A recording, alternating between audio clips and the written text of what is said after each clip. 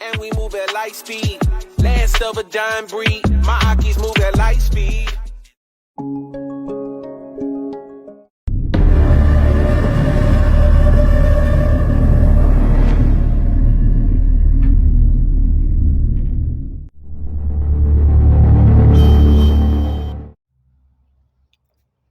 Good day, brothers and sisters. And as always, may peace be with you.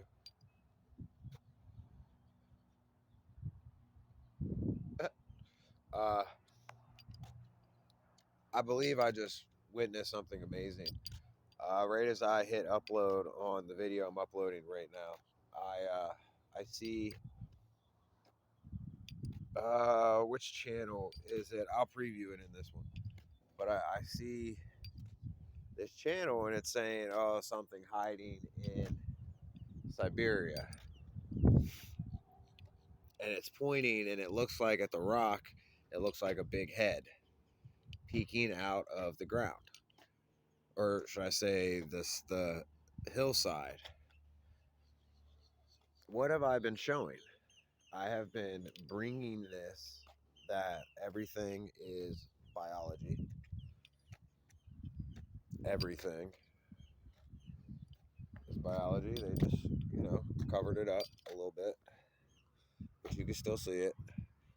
But everything is life. Everything has life. Everything is connected.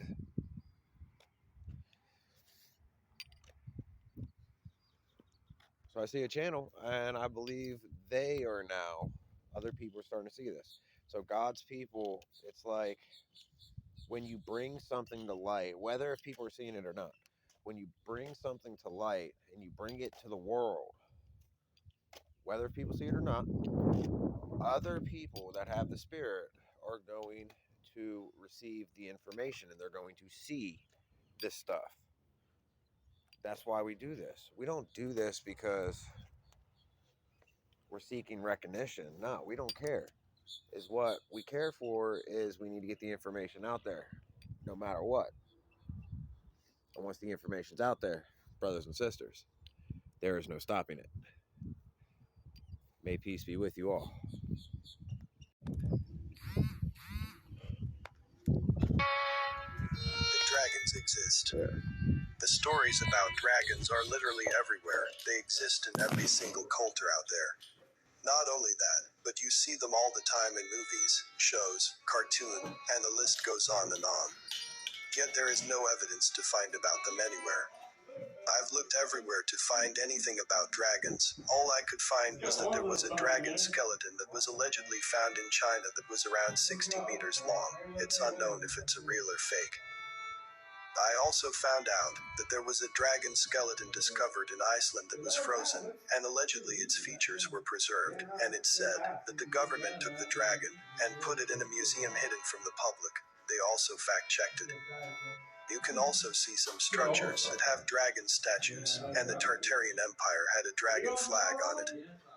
If they're fake, why the obsession about them? What do you guys think? Are dragons real? Before I continue the video, please give a like if you've learned something. And don't forget to subscribe, and also click the notification bell too, so you won't miss any update. And watch to the end to avoid misunderstanding. Thank you.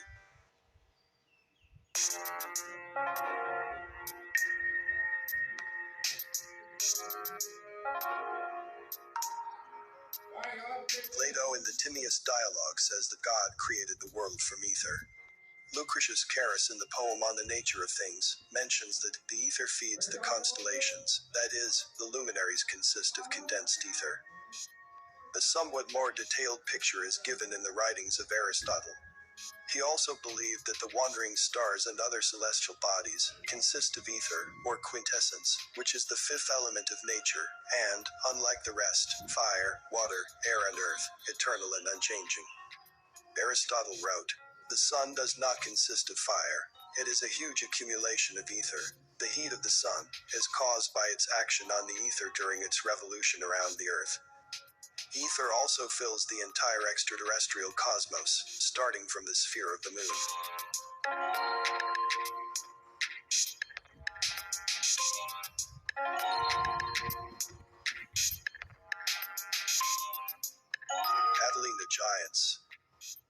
One of the skeletons from Glidden's photo collection had 6 fingers. This is very interesting, because many of these giants that once roamed the earth were said to have 6 fingers. Also, a second row of teeth seemed to be common among giant skeletons found, but not all. Many ancient statues and paintings all over the world have 6 fingers, and it is hard to believe that the archaeologists have not noticed.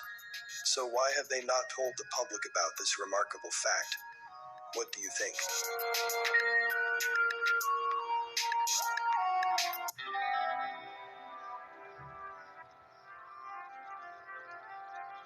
Radium was used for heat, no need for wood fires, oil or electricity. No bills, no nothing. They hide radium, not because it's a lot of great free energy-like uses. The thing is that the radium has a green color to it, but in the images, it shows a yellow glow to it. So I wonder if they knew a way to change its color. All these headers were powered by radium. No need for oil, electricity, wood fires or anything else. No need for bills or any other charges. If radium, no one would have used it for heat and other uses.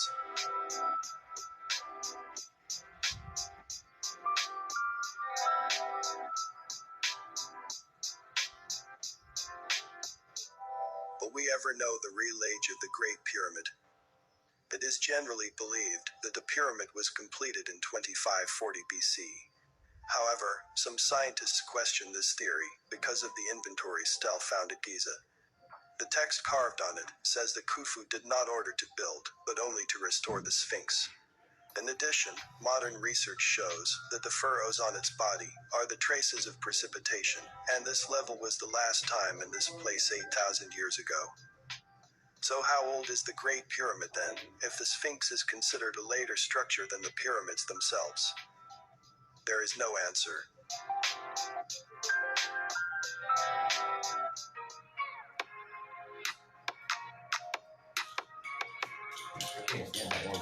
In what is now Algeria are the vast ruins of the ancient Roman city of Tingit. According to the off version, the Emperor Trojan in the 1st century founded Tingit for the veterans of the Parthian campaign, the war between Rome and Parthia. And then the first question to connoisseurs is, where is Mesopotamia and where is Algeria? Why not leave the veterans in the conquered territories? The second question, purely domestic, as we like to do, who built it in the foothills of the Atlas Mountains, if it is even now a sparsely populated territory with hundreds of kilometers between small towns? And back then? And where did the supplies come from?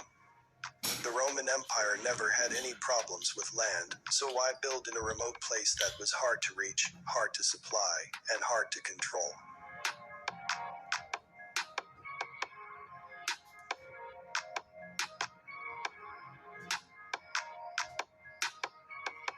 Siberian megaliths. Everyone knows Stonehenge, but no one knows that researchers are finding megaliths all over the world. In the harsh Siberian regions were found not just freestanding boulders, but real stone cities.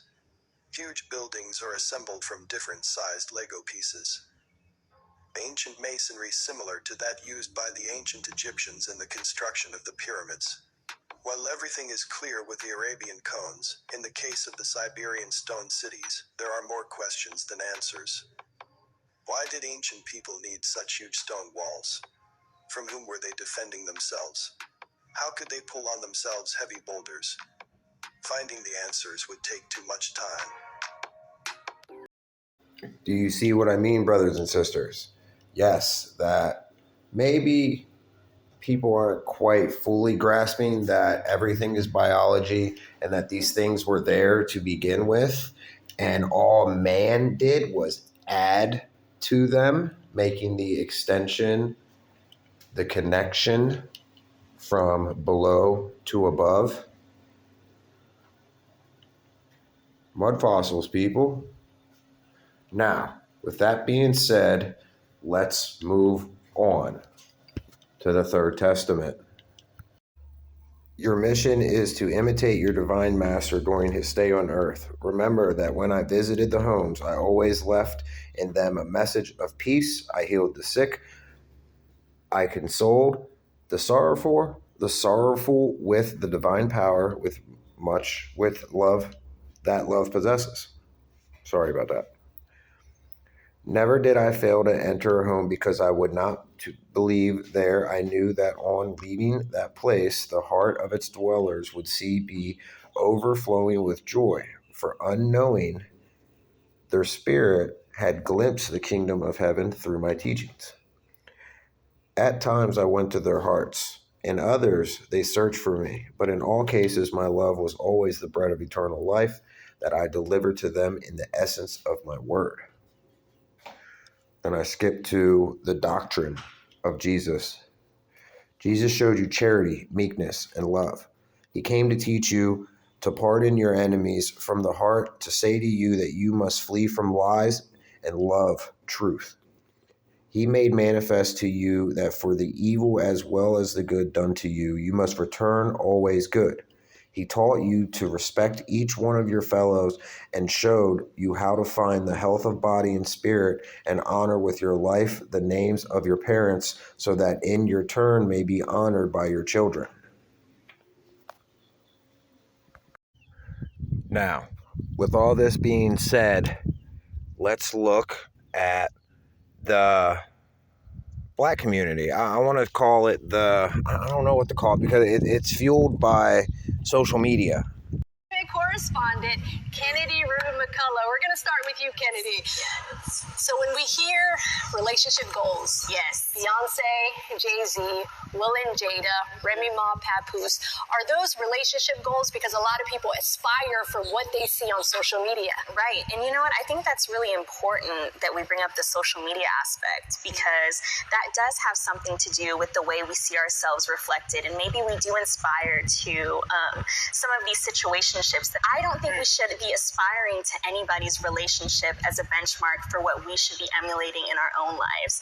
I don't think that we should be emulating celebrities, because as you know, we only get a piece of the story. We don't see their day-to-day. We don't see their everyday life. We don't see what they go through. So I think that it's limiting for us to have a mentality that's focused on celebrity relationships. Definitely agree. I think that social media is a facade in general. So it's super dangerous when you are comparing real life relationships to what you're seeing online. I want to bring in some data. Yale researchers argue that, quote, marriage chances for highly educated Black women have declined over time relative to white women. Kendra, what do you think attributes to that steady decline? Because I think of how we're really socialized, especially in our community. We are socialized as strong and independent. And once we get the degree, the money, the profession, once we have mobility, once we have those things, we have decided largely as Black women that the union of marriage is unnecessary. And we have actually whittled down the marriage to just the finance. If I can do the finances myself, I don't need to have a union. And that's really a form of selling out. The term sellout is something that I would say is pretty harsh, but I don't agree with that at all, on the sense of Black women that are now educated, who are financially stable. Their standards of not tolerating just anything to come into their life and disrupt their peace is more the reason why they won't marry, or why we won't consider a companion. If I put in the work, in the time to make myself my better version of myself, I'm not going to marry someone who, first and foremost, most of the time, if they can't provide financially, that's fine. You need someone who can accommodate you with the other things: emotional, mental, those type of support systems in your life. And if somebody's not contributing that type of thing to your life, then there's no reason for them to be there. So now the standard is you actually have to have substance. And I still stand by my statement of selling out. When you sell something out, or when a person sells out, it's not just relegated to the entertainment issues or other types of things. A person sells out when they sell the spiritual part of themselves for money. Black women have forgotten the true reason for being married. What is the true reason of being married from your perspective, since you're saying Black women are selling out? That's a very strong statement to make. Black men and Black women under the duress of slavery could not get married. They didn't want us creating the union at all. So what we were doing was we were going behind the shed and jumping around to be with one another. Because at some point our ancestors understood that the union actually made us strong. I feel like now it's not something that you have to do. It's something that you can choose to do. I think that with a lot of Black women, we're realizing that we might have at one point said we wanted to get married or to have a relationship, but as the years have gone on, we don't behave in a manner that aligns with being in a relationship or getting married. And so when that happens, you have two decisions. You can either change your behavior to align with wanting to get married, or you can change your thought and say, I don't want marriage. And I think that a lot of women are choosing the latter instead of making the adjustments that are needed to be in a healthy relationship. I don't agree with that. That last part you said, for women to have a hard time adjusting, you have to keep in mind, just because a man is a man doesn't make him a great leader. Some women are very strong intellects, and a lot of times if you don't have someone who can cultivate your mind, a lot of times you don't want to submit to people who you don't trust their judgments. Can it exist without a man, Kendra? No, Black family units do not exist without men. Black people, since we've been in this country, have been striving for unity. We have been striving for togetherness. How can we come together and have better mobility in this country as a group of people? We've found ourselves unable to really move forward in this country, and we wonder why. We can't unify at the basic level that people unify, and that's in a marriage. We can't have communities if there's no family. What do we think this stuff is built out of? You're hearing three women who are passionate about sharing their viewpoints, which shows a dynamic conversation, the kind of conversation we need to have on air. Yeah. How are you processing a lot of their responses? So interesting to hear all these different takes because, Naima, I think this concept is very layered. And for me, I'm a huge proponent of Black love. I believe in it, I champion it, I root for it. But I think within our community, the way that we define family is in terms of a nuclear family. A mom, a dad, 2.5 kids, the dog, the white picket fence. And I think that the way we quantify family has to change because families look different for everybody and they should look different for everybody. Thank you all for chiming in. I don't want this conversation to end. I wish I could talk about it forever, but we ran out of time. We're going to be right back because guess what? The Black Entertainment Walk of Fame. Yes. How was it? How was the ceremony? Oh my gosh, the ceremony was so beautiful, Naima. It was so nice to be able to come together and celebrate some of our favorites and give them their flowers in a city that's been a cultural hub for Black history. I mean, what better place to do it than Atlanta? Looking forward to that. Also ahead, Black creators calling for their cut of the social media pie, what you need to be saying when it comes to knowing. Now, instead of having, even though they master the, black and white, they even added, Asian, they got it all into the race thing right now. Race is worse now than ever. And the new thing they're adding to it is the division between man and female. Brothers and sisters, the divorce rate right now, more men are divorcing their wives and more wives, or should I say ex-wives, are paying alimony and stuff right now.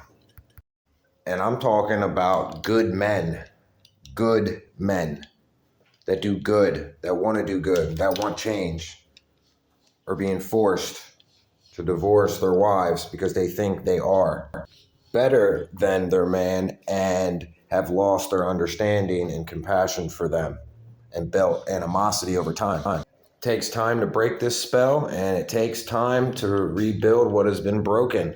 The only way to do it is with Christ. May peace be with you.